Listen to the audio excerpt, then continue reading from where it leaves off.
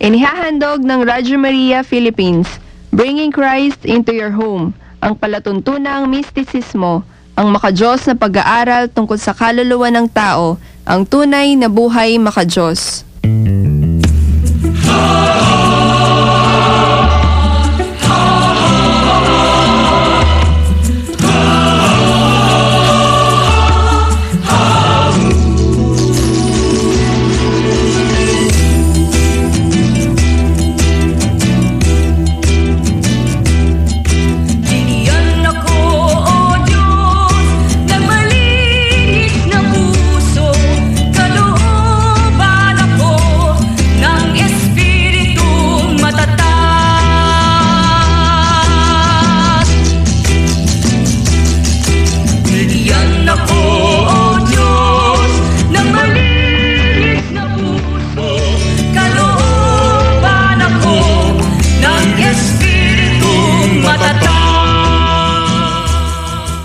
Sa mapayapang pakikinig po sa inyong lahat, mga minamahal naming taga-subaybay ng Radyo Maria Philippines, Bringing Christ into Your Home, na sumasayin po dito sa 99.7 FM Tarlac, 101.5 FM sa Cagayan, at 102.1 FM sa Isabela.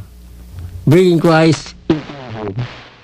Papapakinggan din po sa mga karatig lalawigan at sa buong kapuluan sa pamamagitan ng audio streaming sa mga website ng Radyo Maria sa www.radyomaria.ph at sa buong mundo sa www.radyomaria.org. Ito po si Brother Ronnie Aclo. Magandang gabi po sa inyong lahat.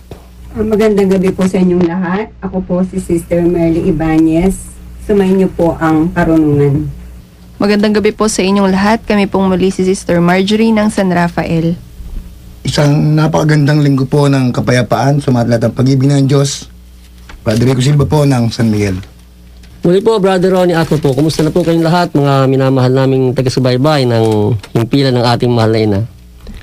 Muli po ang pagbati sa inyo ng isang mabiyayang gabi sa inyong lahat.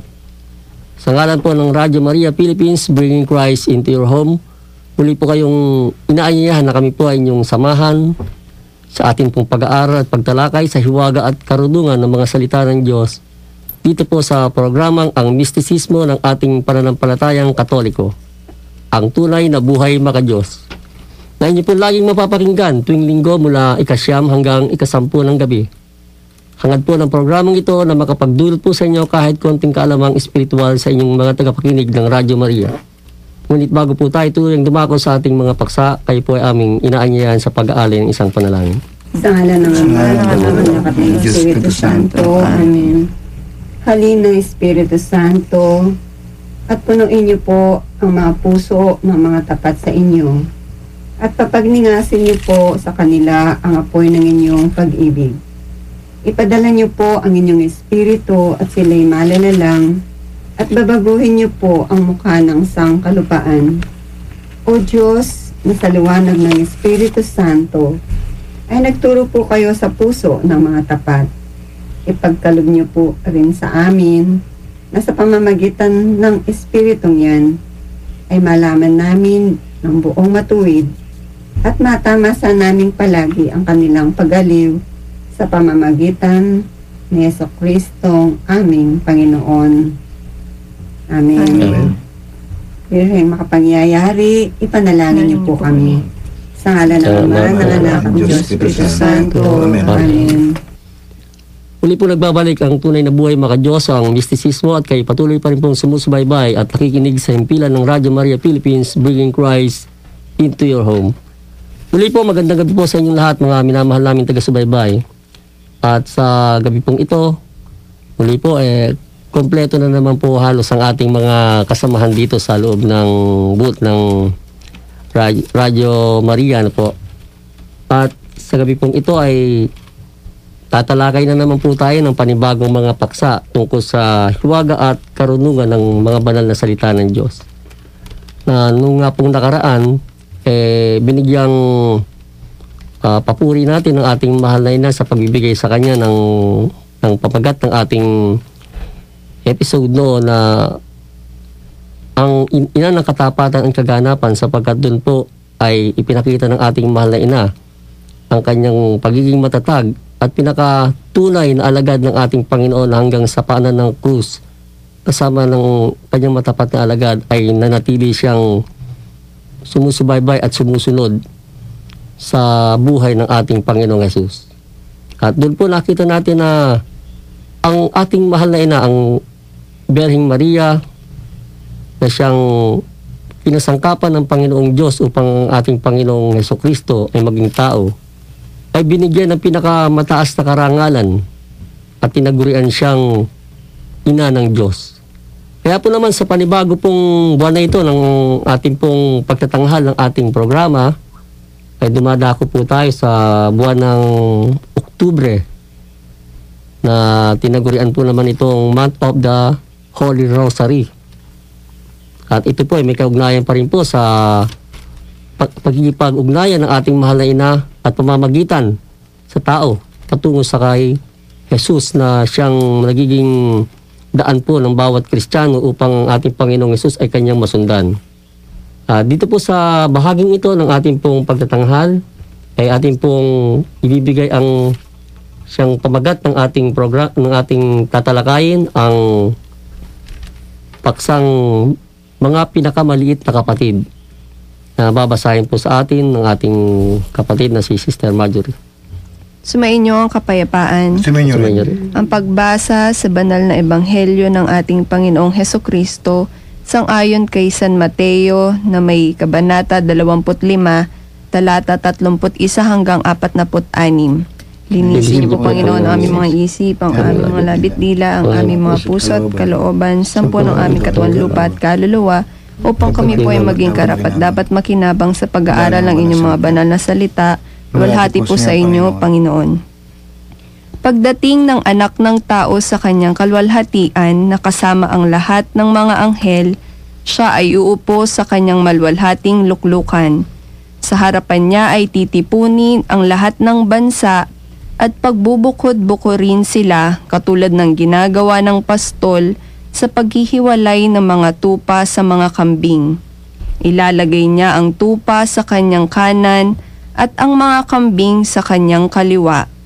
Pagkatapos ay sasabihin ng hari sa mga nasa kanyang kanan, "Halina, o mga pinagpala ng aking ama, tanggapin ninyo ang kaharian na inihanda sa inyo mula pa ng lalangin ang daigdig.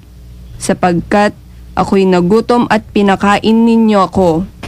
Ako'y nauhaw at pinainom ninyo ako. Ako'y naging dayuhan at pinatuloy ninyo ako. Ako'y naging hubad at dinamitan ninyo ako. Ako'y nagkasakit at dinalaw ninyo ako. Ako'y nabilanggo at pinaroonan ninyo ako." Kung magkagayon ay sasagutin siya ng mga matuwid, "Panginoon, kailan ka namin nakitang nagugutom at pinakain, o nauuhaw at pinainom? Kailan ka namin nakitang isang dayuhan at pinatuloy, o naging hubad at dinamitan?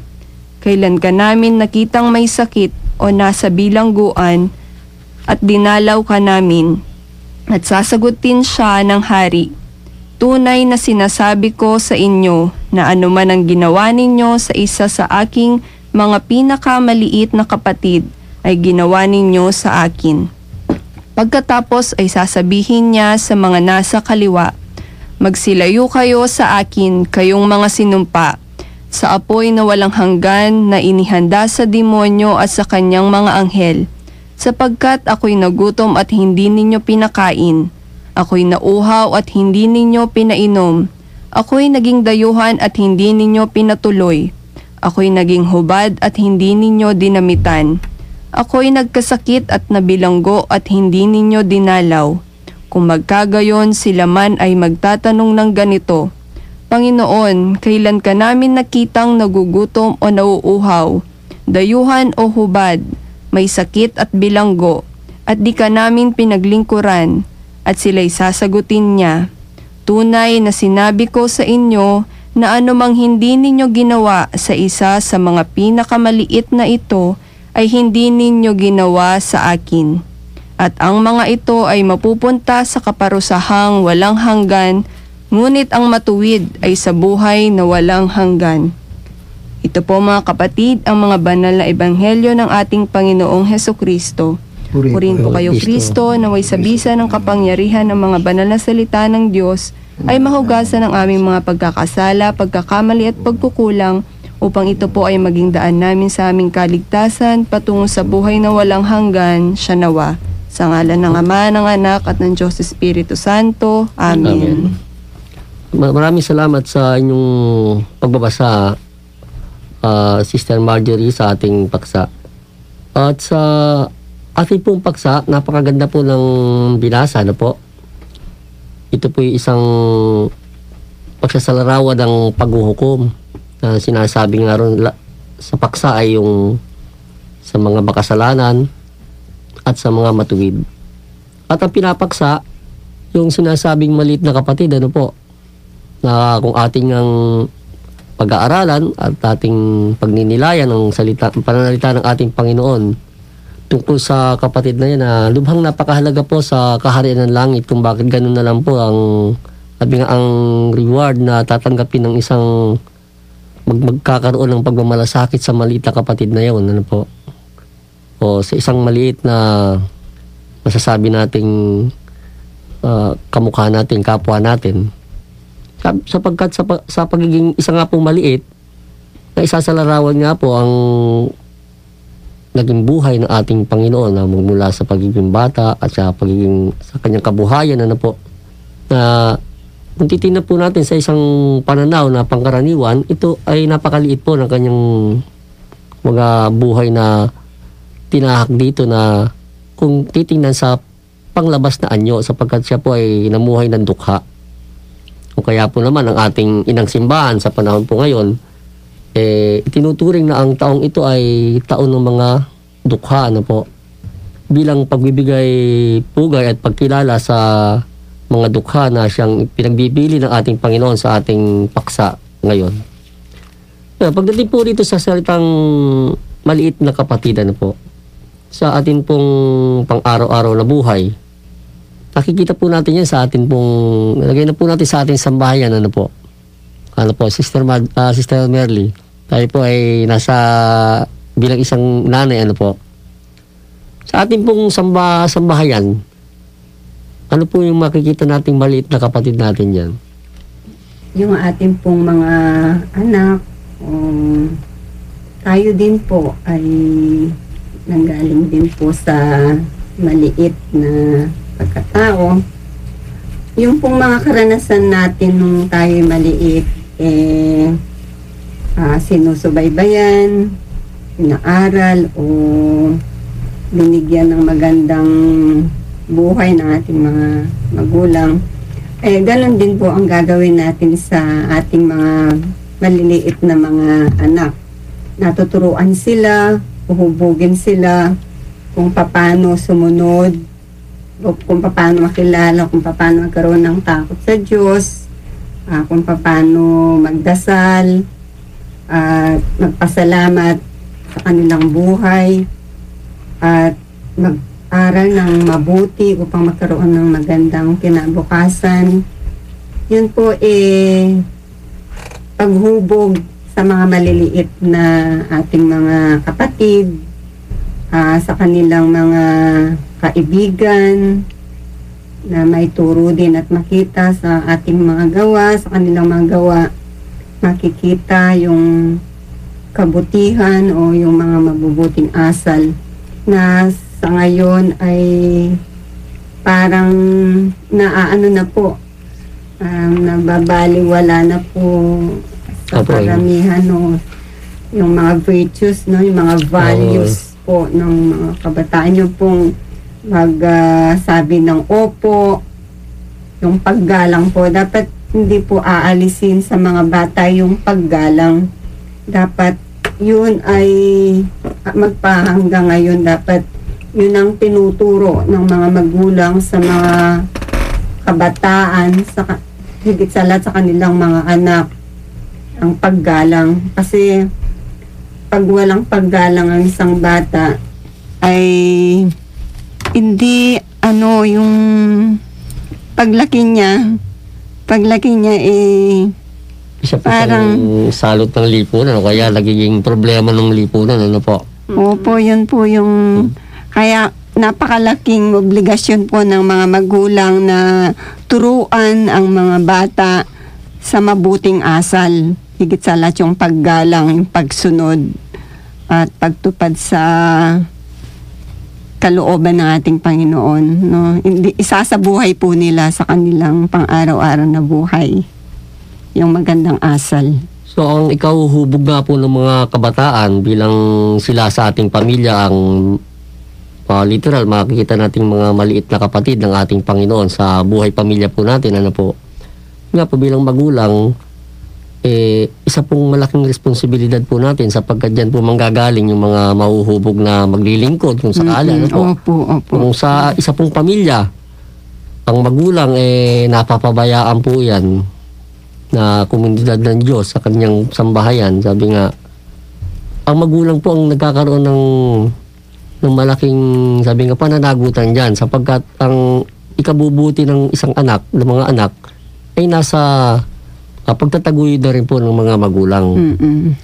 At sa kapanahunan nga po natin na ito na ang mga magulang naman hindi po mulat sa moralidad ng buhay, lalo tigit sa mga gawaing maka-Diyos, spiritual na buhay o lumaki rin sa, kumbaga, mga magulang lumaki rin sa isang pamilya na wala pong, hindi po itinuro ang kung paano rumespeto, diyan po natin nakikita yung mga maliliit na kapatid na siyang bunga ng pamilya napapabayaan, Kaya naman ang ating lipunan na dapat maghari ang kapayapaan. Nakikita po natin sa mababalitaan po natin, di ba?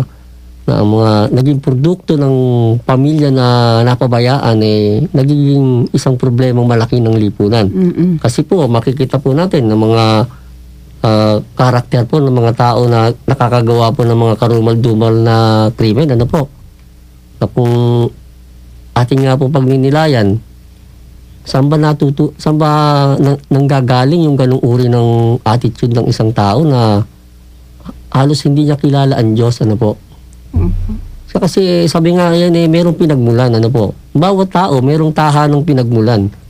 Hindi naman basta siguro ipanganganak na sa tabi-tabi lang po yan, talak rin sa tabi. Hindi naman yan daga, Yan ay tao. So, bakit makita nga po natin sa pagiging tao niya, yun nga po, dahil nga po napabayaan, sinasamantala po ng demonyo yung kanyang pagkakataon upang ang tao na napabayaan akayin niya doon sa kanyang kinalalagyan at maging masama rin katulad niya, Na sabi nga, hindi naman kailanman ginusto ng Diyos na ang tao maging masama. Lahat ng pamamaraan ginawa ng Diyos, inialay na niya ang kanyang buhay para itong mga taong ito na maliit na kapatid mahubog. Kaya nga lang po, kung ang mga dapat na humubog hindi rin naman nahubog, so yun po ang nangyayari, nagiging epekto sa ating lipunang ginagalawan, So malaki po ang kaugnayan nitong ebanghelyong ito na sa ating po mga taga-subaybay, na ito po yung ating dapat na mapagnilayan, sa ating pong kalalagayan bilang isa pong nagtataguyod ng komunidad ng Diyos, ng pamilya, lalo po sarili na nating mga pamilya, nararapat po na ang ating pong mga anak ay ating pong bihisa ng kabanalan. Subalit bago po mangyari yon, tayo na po muna sa ating mga sarili ang dapat na magbihis niyan.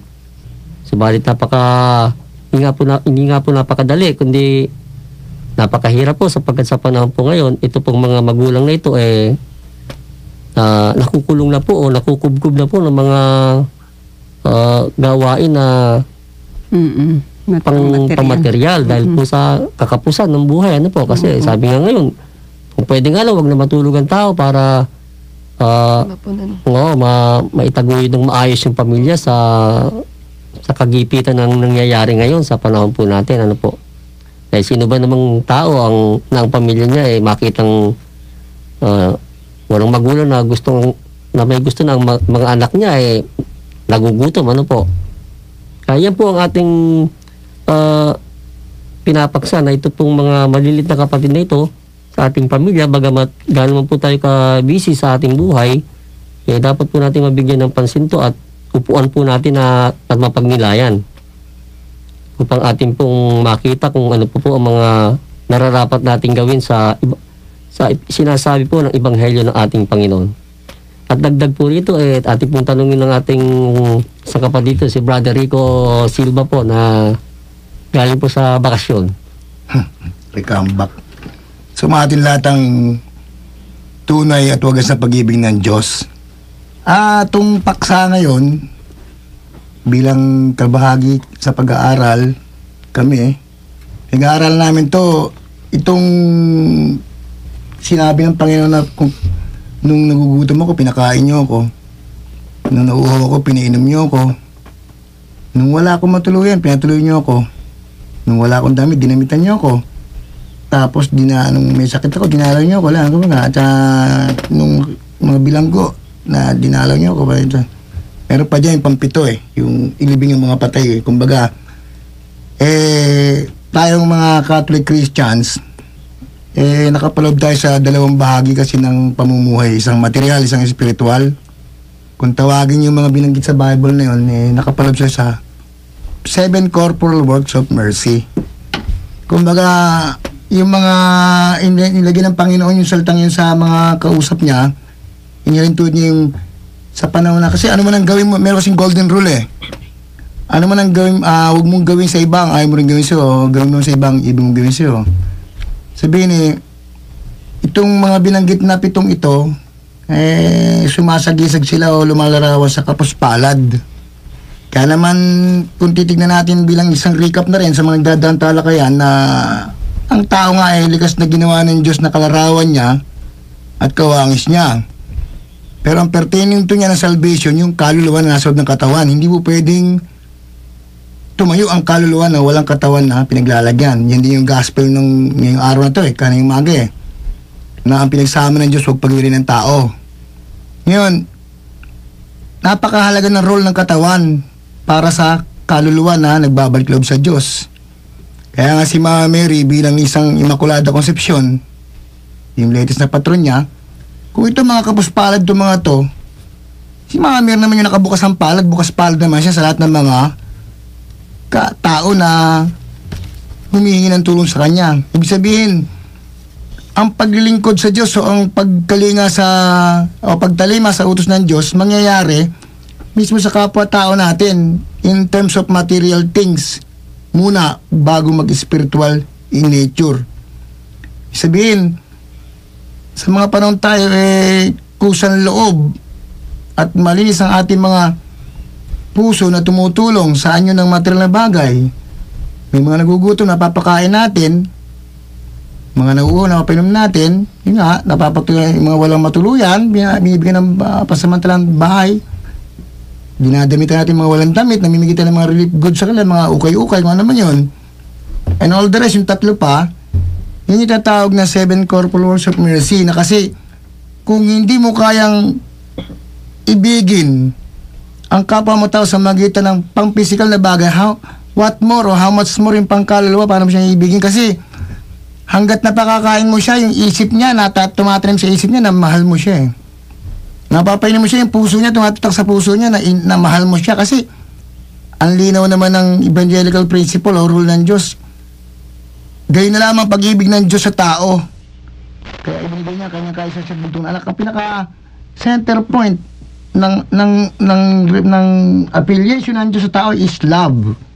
Yung pag-ibig na yan na magsimula nga sa pangkatawan at papunta sa pangkaluluwang kalalagayan upang ang kaluluwa maayos at totoong makapagbalik loob sa Diyos. Diyan nga sa anyo ng pag-ibig na yan. Kapag alam mong ibigin ng kapwa mo sa totoong kahulugan, iniibig mo ang Diyos dahil ang Diyos nasa sa tao rin mismo. May mga conversion pa, kala ngayon nasa literal meaning tayo, corporal works of mercy.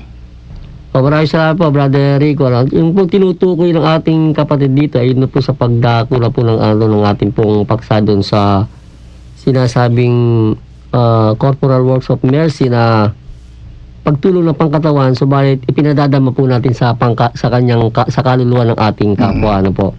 Doon po sa unang talakayan po kanina, binabanggit po natin dito yung mga literal nating mga kapwang mga bata, ano po, literal na sa ating pong pamamahay ay dapat na mahubog po natin sa mga kagandahang asal upang maihanda po sila sa espiritual na kapakinabangan ng kanilang pagiging isang komunidad ng Diyos na binyagan sa ngalan ng Ama at ng Anak, Espiritu Santo, at maging isa pong kasangkapan ng Diyos.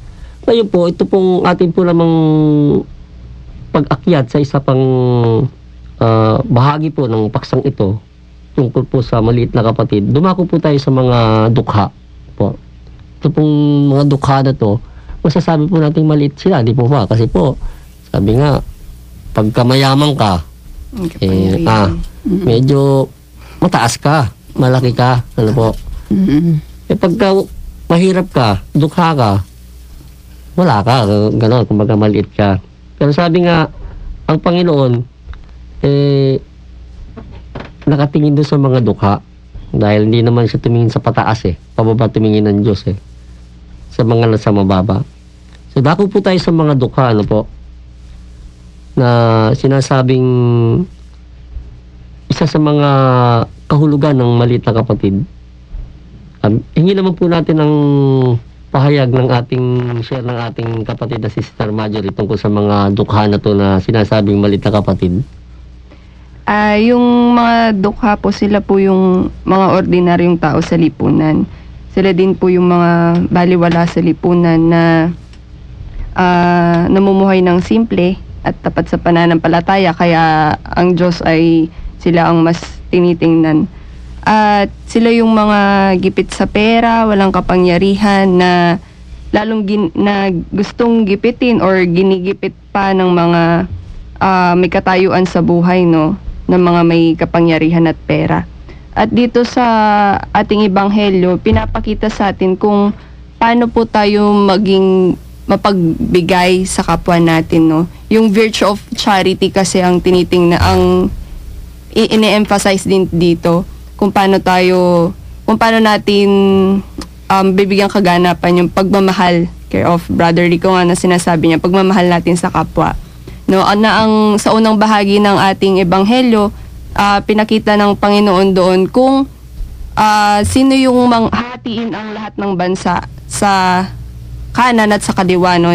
Na yung sa kanan, sila yung mga gumawa nung batayan, no. Ang Panginoon kasi dito sa ating ebanghelyo, parang yung 7 corporal works na sinasabi niya is isang criteria for judging. Kumbaga sa isang dance contest, nandyan yung sportsmanship 25%, choreography 35%, etc. etc.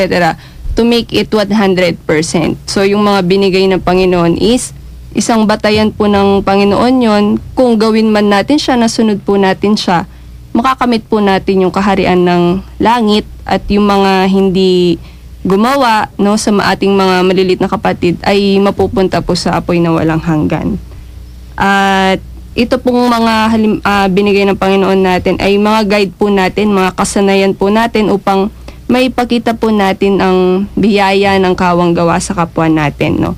By doing the 7 corporal works and spiritual works, we are practicing the virtue of charity nga po, no. At sa pagtugon naman po natin at pagganap natin sa mga teoryang gumagawa na yon, ito po ay hindi lamang tayo ang tutulungan natin ang nabibigyan ng benepisyo, kumbaga pati rin po tayo, no, na sa makatuwid yung kung ano po yung ginawa natin sa kapwa natin, ginawa natin sa Diyos. At kung alam lang natin na isabuhay yung mga ito, at sa mga mabahagi natin yung mga dukha kung ano po yung biyayang meron tayo, di ba parang wala nang maghihirap sa mundo?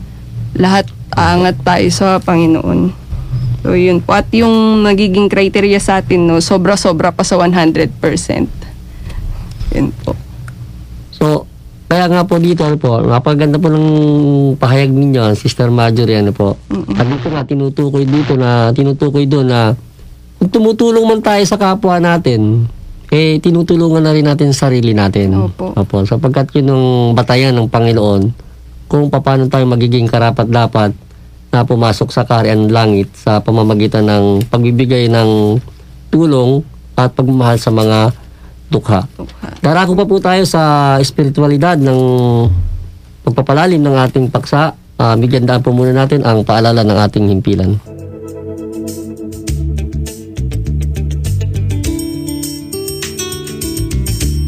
Ang Radyo Maria ay mapapakinggan sa mga sumusunod na cable TV companies ng Complark Technology Network Incorporated sa Channel 99, sa Tarlac High-Tech Cable TV, CLC TV at ACCTN, sa Pampanga, ACCTN, Complark at CLC, sa Bulacan, Golden Eagle Cable Corporation, Good Shepherd Cable TV, Villarama Cable TV at CLC, Rainbow, NSCV, sa Bataan, Apollo Fly Cable TV at Mariveles Space Cable. Halina't makinig at makibahagi sa misyon ng Radyo Maria.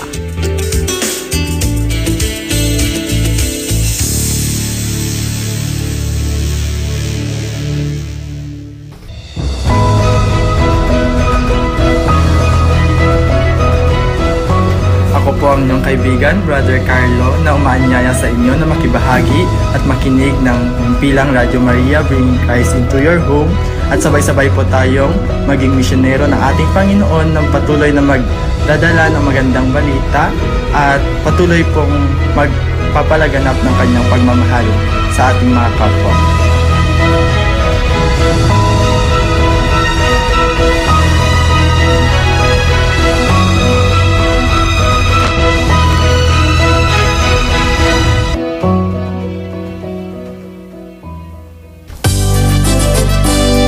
Radyo Maria, bringing Christ into your home.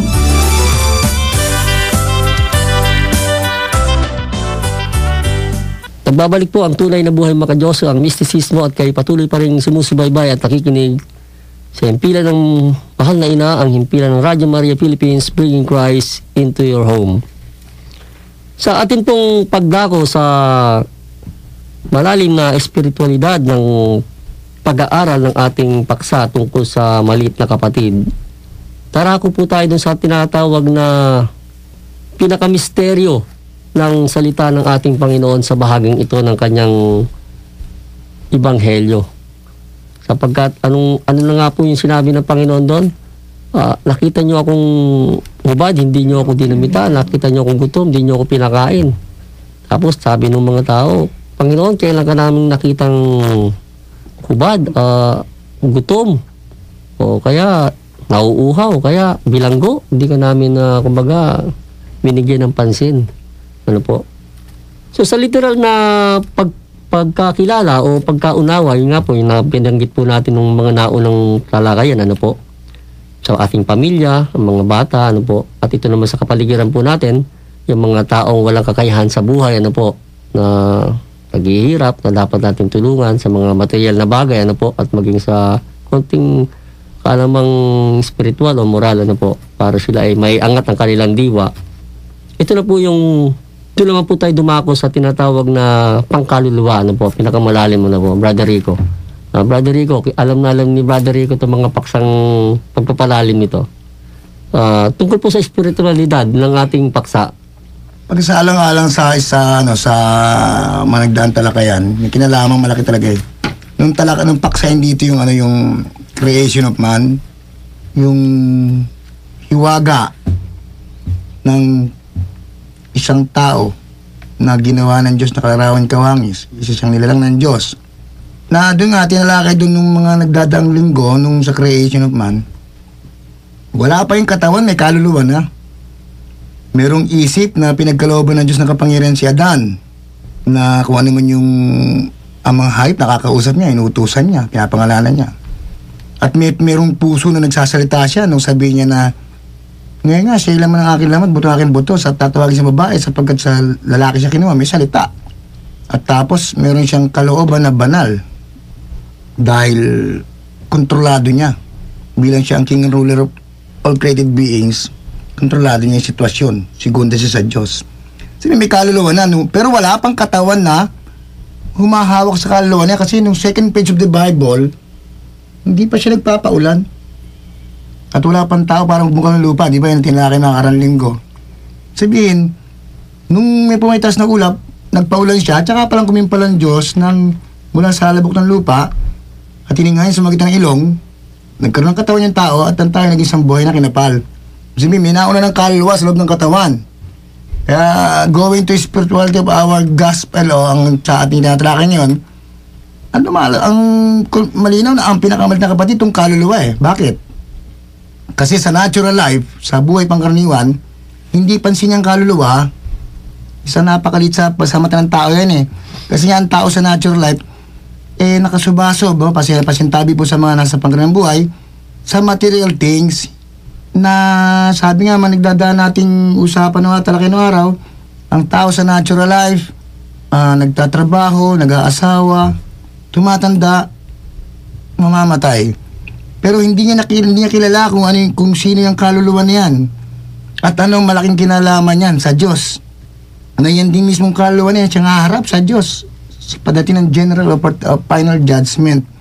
Yung kaluluwa na binubuo ng isip puso kalooban na hindi masyadong pansin ng tao sa natural life. Bagamat siya nagsisimba lagi pag linggo, pero gano'n lang, nagsimba siya para lang wag ma-impyerno, gano'n. Pero without knowing na yung kaluluwa na may isip sabi, the desire to know God is a kind of an intellectual hunger. Ang layo na makilala ang Diyos sa isang uri ng kagutuman sa isip. Sa isip ng bahagi ng kaluluwa ng tao, diyan gutuman tao sa Diyos. And the yearning to be possessed by God is the thirst of the will. At ang loob na siya pasakin ng Diyos, paggalawin ng Diyos sa isang pagkauhaw sa kalooban. Kaya si Kristo siya nauuhaw Nauuhaw siya dun sa kalooban ng tao na ayaw sumunod sa Diyos. Kaya nga, napakalaki ng role ng katawan para yung kaluluwang yun makapagbalik loob sa Diyos. Kaya gisimula ang meaning natin sa tinatalakay natin Ebanghelyo ngayon doon sa 7 corporal works of mercy na kung naibibigay natin yan sa ating kapwa, literally, meron pa tayong tinatawag na kaliwang panig o yung spiritual naman. Kung may material, may spiritual tinatawag naman na 7 spiritual works of mercy. Kung meron pa kayo na nagugutom, ang isip natin ng tao dapat maintindihan niya, makilala niya ang isip niya, o makilala ng isip ng tao dyan na meron Diyos na dapat na sambahin at paglingkuran. Diyan din mismo sa kapwa niya tao, magsisimula ang paglilingkod. Ano man ang ginawa mo sa kapwa mo, ginawa mo sa Diyos. Ngayon, yun namang kanyang kalooban na uhaw, o sa pakikisa sa Diyos, kinakailangan na mabigyan ng isang lingkod ng simbahan. Pagsa nga sa ating mga pari, sila yung mga nagtsatsaga, nagtitiis, na naglilingkod nga para yung mga kalooban ng tao ay mailapit nga sa Diyos. Ngayon, yan naman mga walang matuluyan, kumbaga mga kaluluwa na nangangailangan ng mga kapayuhan, mapagpayuhan mo sila. Yung mga isip na nagugulo, mapayuhan mo sila. May matuluyan sila na sa isang sulok ng kanilang isip medyo sila madatnan sa itang pagkapayo, sila mabigyan na matutuluyan. Damitan ng mga walang damit. Yun naman yung magmula sa walang pananampalataya ang puso ng tao, maitatak sa tao ang tunay na kahulugan ng pananampalataya na magsisimula nga sa tinatawag na pagbabalik loob ng tao sa Diyos. Yung true meaning of religion, na Diyos din mismo ang magbibigay sa kanya ng pinakaregalo sa kanya. Wala ibang kundi ang pananampalataya niyan. Kaya nga Jesus Christ, nung panahon niya, kung kinakailangan pa siya magmilagro, nagmilagro siya para maikapit lang o maituro yung pananampalataya totoo sa Diyos Hindi basta paniniwala lang na kaya sila naniniwala may Diyos dahil nagbilagro si Kristo, nabusog siya sa tinapay without knowing na ang hinahanap sa kanila ng Kristo yung makita yung epekto nung kanilang pagkabusog doon sa 5 tinapay na pinakain sa kanila, sumobra pa 12 bakol. Yung pananampalataya nagsimula kumapit sa puso ng tao. Yun ang pinakamotibo ni Jesus Christ ng Panginoon kung bakit siya nagmimilagro. Mapanong yun. Ngayon, dalawin ng mga may sakit o yung mga may sakit spiritual. Kaya mga pari natin pumupunta yan sa mga lugar-lugar namin na mga para magbigay sila mga katuruan sa mga tagang napapalilo sa mga Diyos. Minsan may mga ganyan sila. Yung mga tagang hindi na kayang akitin ng pagsisimba. Minsan pinupunta ng mga pari yan. Pinagpapayuhan din yan. Ngayon yung pagdalaw sa mga bilanggo, yung mga bilanggo sa natural life. bilanggo sa makalupang buhay, ituro talagang sila dyan, at ituro sa kanila yung tinatawag na makaparaisong buhay, yung mas mataas yung tinatawag na supernatural life. O ngayon, dito sa bandang uli, sa natural life, sa corporal, ilibing mga patay. Kasi bawal hindi mo ilibingan. Unang-una, habulin ka ng sanitation dyan. Bawal hindi ilibingan dahil kailangan ilibing sa lupa. Unang-una, mangangamoy, literal. Pero sa spiritual work of mercy naman, works of mercy, dito, buhay na mga patay dito. Hindi ililibingan. Kaya ang kaluluwa,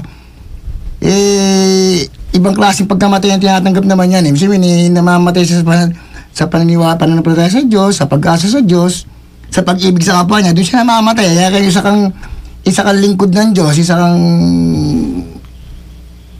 pinagtatrabaho para siya buhayin, doon nga, ituturo mo nga sa kanya yung tunay na daan ng Kristyanismo, nagsimula nga sa tinatawag na angat sa pangkaraniwang buhay o yung buhay sa likod ng simbahan na mayroong hagdanan ng DKB. Yun lang po.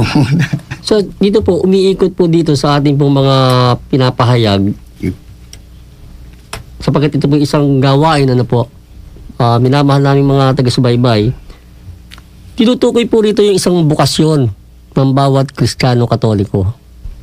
Paano pong tumanggap tayo ng 3 binyag, ay doon po ipinagkakaloob na rin po sa atin bilang regalo ang maging kaisa ni Kristo sa isang gawain ng pagmamahal at paglilingkod sa kanyang maliit na kapatid.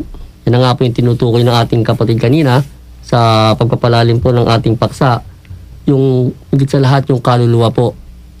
Sinabing maliit sapagkat sa panahon po ngayon, bihira na pong tao ang nakakaintindi at nakakaunawa kung ano yung kaluluwa. Ang tao po tumanda na, marami po mga tao. Tumanda na po, hindi po naintindihan, hindi po niya napaliwanag sa kanyang sarili kung ano po yung kaluluwa.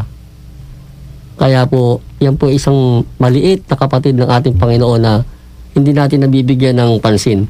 Paano po yung nagugutom? Nagugutom po yan sa mga spiritual na bagay o mga kaalamat, mga karunungan ng tungkol sa kanyang kagalingang pangkaluluwa. Sa kabanalan, nagugutom po yung kaluluwa na yan. Hindi po natin alam kung paano po natin pakakainin ng kabanalan yan. Yan po yung nagiging bilanggo, katulad po ng bilanggit ng ating kapatid. Kasi po yung kaluluwa natin, habang nagtatrabaho po tayo, kasama po natin yan. Hindi naman po pwedeng kumilos ang ating katawan nung wala po yung kaluluwa. Siya po yung laging kasakasama at hila-hila ng ating pandama para gamitin, pero siya po ay nagiging bilanggo ng buhay na umiikot lamang sa mga bagay na lumilipas.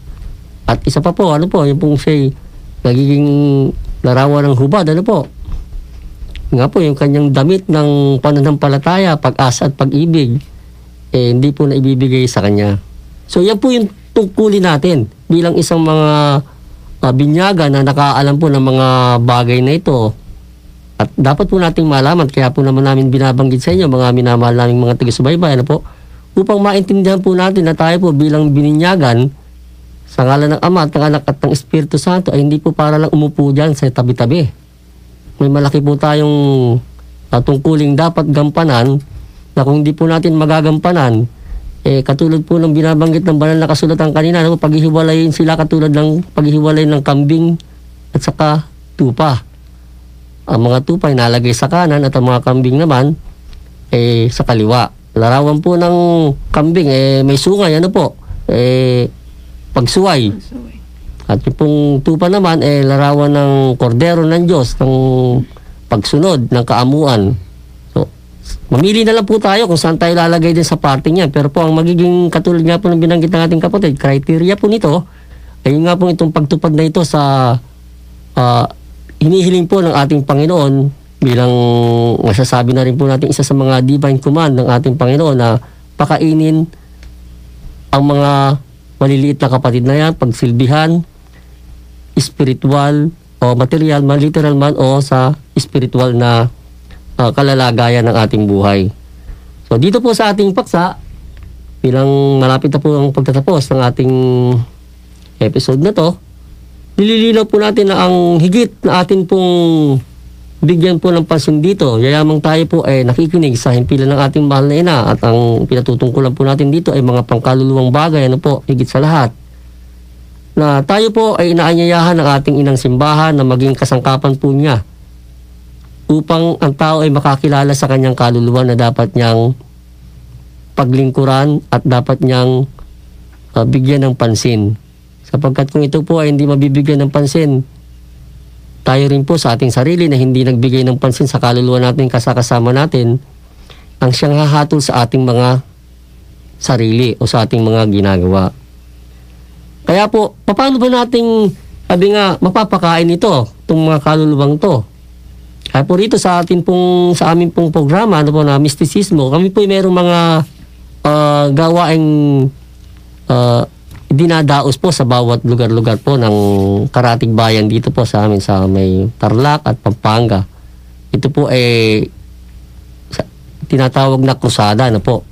At ang krusada po, ito po ay pag-ikot sa 3 tungko ng pagbabanal, pag-aaral at pagsasagawa. Yung pong gawain na yan ng krusada na tayo po magkukursada, ay po isang pagsasagawa. At doon po ay nagkakaroon po tayo ng pag-aaral tungkol sa ating pananampalataya at gayon din po yung pagbabanal. Yung pong bahagi po ng pagbabanal ay yung pong pananalangin po at pag-aalay ng dasal na higit sa lahat po yung Santo Rosario, sapagkat isa po sa makapangyarihang dasal na magbibigay ng kabanalan sa tao ay yung pong panalangin itinuro ng ating mahal na ina na yan, na Santo Rosario.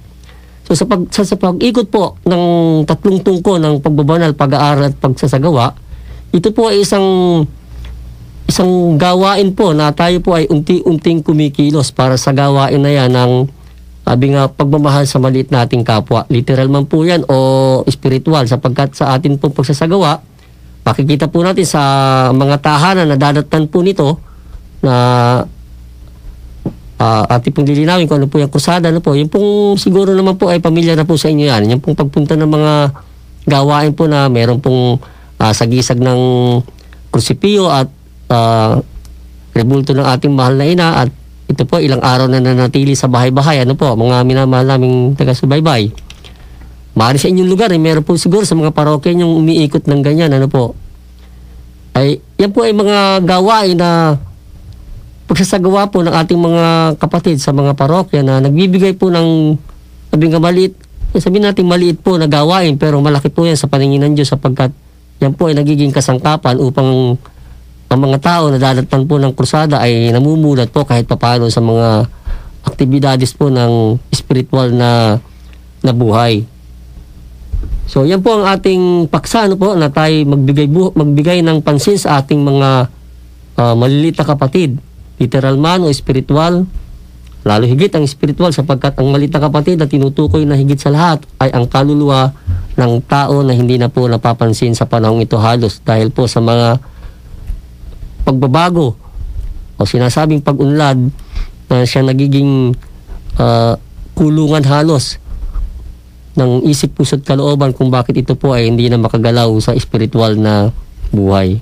Kaya kayo po ay aming inayayahan sa ngalan po ng Radyo Maria Philippines sa patuloy po tayong mag-aral. Kahit dito man lang po ay mapakain natin ang ating mga kaluluwa sa mga pag-aaral na atin pong tahihimay dito sa ating pong programa, sa pangkaisipan po natin. Ano man po ang maliit na konti ninyong dumating sa inyong natutunan po nyo at naiintindihan, yan po isang malaking bagay na nakakain po ng inyong kaisipan. At ang aming pong paalala lagi, ay kumilos po tayo at tumungo po sa ating inang simbahan upang ang mga sakramentong ating kailangan para sa kalusugan ng ating katawan at kaluluwa ay ating pong makamtan doon. Makuha po natin yung ating mga karapatan. Huwag po natin baliwalain sapagkat tayo pong lahat ay mga anak ng Diyos. Maraming pong salamat. Pwede na po tayong bumati at magpasalamat, Sister Merly, Sister Marjorie. Opo, maraming salamat po sa mga nagbibigay ng tulong at lalong-lalo na po ang nagbo-volunteer ng kanilang sarili, nagbibigay ng oras para mabahagi po ang kanilang mga kaalaman, spiritual o material man na bagay. Ang Radyo Maria po ay lagi pong welcome ang lahat ng gustong tumulong. Salamat po sa mga staff ng Radyo Maria, lalo-lalo na po kay Father Raymond Cruz na napaka-masipag at marami po tayong matututunan sa lahat ng kanilang mga sinasabi. At sa atin pong si Kuya Sol na lagi pong umaantabay sa atin. Kuya, maraming salamat. Sister Marjorie, baka meron po kayong gustong i-promote na ano? Meron po kaming Facebook page sa Facebook po na pinamagatang pong Mistisismo. So lahat po ng mga gustong mag-recap at makinig po sa mga talakayan namin tuwing linggo ay pinupost po namin doon. At kung yung mga napupuntahan po naming krusada sa Dao, nakapost din po doon upang additional antabay po at gabay po sa atin sa pang-araw-araw. Yun, salamat po. Tsaka meron din tayong, excuse Brad, meron din tayong meron tayong sa Facebook, meron tayong yung pamagat niya, ang Rosary Savior. Tiyatalakay din yung mga pinag-usapan dito, ganun din. Tsaka meron tayong mga inilulunsad ng mga Bible exposition sa mga lugar-lugar para nga mabigyan linaw sa mga tao yung kahalagahan ng Catholic Christian life. So, pwede po tayong pasalamat. Sa ngalan po ng Radyo Maria Philippines, Bring Christ into your home, tayo po ay pag-aalay po ng panalangin pangwakas, panghuli po. Ang ating pundakilang hamon, pinakamamahal naming Ina at Panginoong Jesucristo, patuloy niyo po kaming gawing kasangkapan ng inyong kapayapaan, ng pananampalataya saan man may alinlangan, ng pag-asa saan may walang pag-asa, ng liwanag saan man may kadiliman, ng tuwa saan man may kalungkutan, at ng kaharian ng langit ng sangkalupaan. O Diyos na Panginoon, ipagkalumupong higit naming hangarin ang makaaliw kaysa aliwin, ang makaunawa kaysa unawain, ang magmahal kaysa mahalin, sapagkat nasa pagbibigay ang pagtanggap, nasa pagpapatawad ang pagkakamit ng patawad, at nasa pagkamatay ng ating pagsilang sa buhay na walang hanggan. Amen. Sa ngalan ng Ama, ng Anak, at Diyos Espiritu Santo. Amen. Uli po, ito pong uli si Brother Ronnie Atlot. Ang Mistisismo ay pansamantala pong nagpapaalam at nagpapasalamat sa inyong pakikinig. Hanggang sa muli po, ito pong uli sa himpilan ng ating mahal na Ina, ang himpilan ng Radyo Maria Philippines, Bringing Christ into your home. Sumayin lahat ng kapayapaan. Sumayin niyo rin. rin.